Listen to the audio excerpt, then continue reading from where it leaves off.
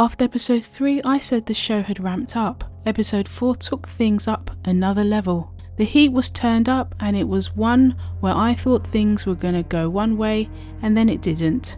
In the morning, Michelle was the faithful that failed to enter the breakfast room as she became the traitor's third victim. This seemed like a choice to get rid of someone who could have been dangerous to the traitors. There wasn't really anything in that choice to possibly frame someone else. Beforehand, Linda was very confident it was going to be Michelle, and this added yet another reason to why Faye thinks Linda is a traitor. A moment that surprised me was Joanne and Christine's hushed conversation after Caitlin had left them. The two people that Caitlin trusted to tell them that she had the shield suspect she's a traitor. Joanne also revealed that Mark and Kelly thought the same too. We already knew Linda held that thought for a couple of days, though it was for a very small reason. I did speculate as to whether Caitlin's need to ask Christine about who Michelle might have mentioned raised Christine's suspicion of her even further. Multiple people have at least one traitor in their sight, and I was wondering if someone would put forward a strong enough case to whip up enough votes and actually banish their first traitor. What was clear was that Eamon had set his sights on getting rid of Pordy.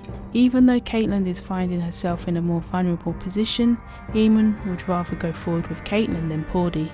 We know Mark and Vanessa suspect Pordy and have both previously voted for him, but there seemed to be more leaning towards that way. Amy was now thinking it's Pordy based on Mark and Patrick still being in the game. With Pordy's name circulating more and Linda looking to vote for Caitlin before the mission, it felt like this was going to be the episode a traitor will be banished.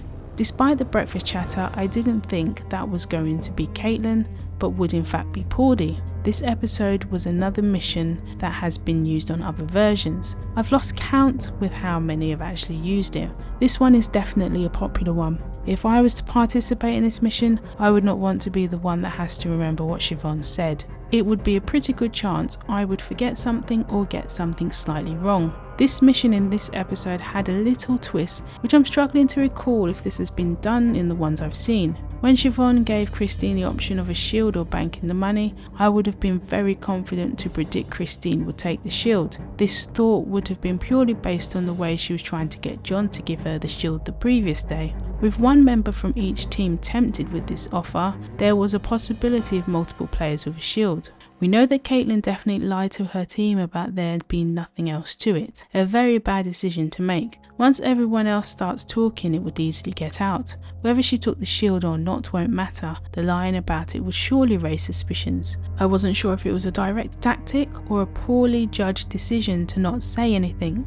€4,000 was up for grabs, but Siobhan didn't tell them how much was actually banked until the start of the round table. Nobody took a shield, which meant with the €4,000 won, the current total now stood at €17,800. Pordy's tactic of getting everyone in the room and asking each team who went to Siobhan and what they told their team looked to have one or two outcomes.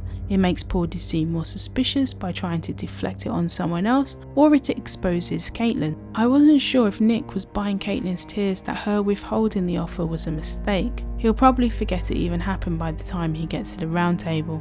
Then comes the Linda conundrum. Someone who suspected Caitlin early but seems to be making people suspicious of her. Going into the round table, I did believe Pordy would get the most votes, but in the same breath I could easily have seen someone like Linda copying multiple votes. No surprise that the main names scrutinised were Caitlin, Linda and Pordy. I was expecting a bit more from Linda on her suspicions of Caitlin. Even though I know the truth, there wasn't enough there to convince anyone. Linda's been suspicious of Caitlin for a couple of episodes, so I would have thought her argument would be more compelling. Oyen had started the round table, bringing up her observation of Eamon at the previous round table. Eamon turned that around and it didn't go any further. It's a shame for her because Oyen is on the right track. Those first few votes didn't look good for Linda. Sometimes being too perceptive can get you in trouble in this game. Then it seemed like the tide was turning towards Pordy. Then those pesky faithfuls decided they weren't going to go for the one whose name has been floating around for days. The faithfuls did a good job of doing the dirty work for the traitors, while the traitors failed at banishing their own, with both Eamon and Caitlin voting for Pordy. Episode 4 felt like a missed opportunity by the faithfuls to banish their first traitor. At the beginning of the day, it really looked to be going that way. With both Eamon and Caitlin voting for Pordy, it was going to be awkward in the turret. This wasn't Caitlin's first rodeo when voting for Pordy, but for Pordy to now see Eamon voting in his direction, it was not a good position Pordy found himself in. This also meant that all bets were off when it comes to the three of them, and it might just end up adding a bit more spice to everything. We just might end up seeing a different side of Pordy. The turret was tense and frosty, interrupting each other and looking like they weren't on the same page. You can tell in their tone with each other. This was the moment I truly believed it was every traitor for themselves. Game on. Faye, Nick and John were all brought up for murder, and Caitlin once again brought up Andrew. That will never end. I think Nick is the one the traitors should eliminate, but they'll probably go after John, which means they'll actually go for Faye. You can tell I have absolutely no clue. I think Nick is more dangerous to their game, but he needs to be better with his follow through when it comes to his suspicions. John has no clue at the moment, but for later down the line, Faye will become a problem.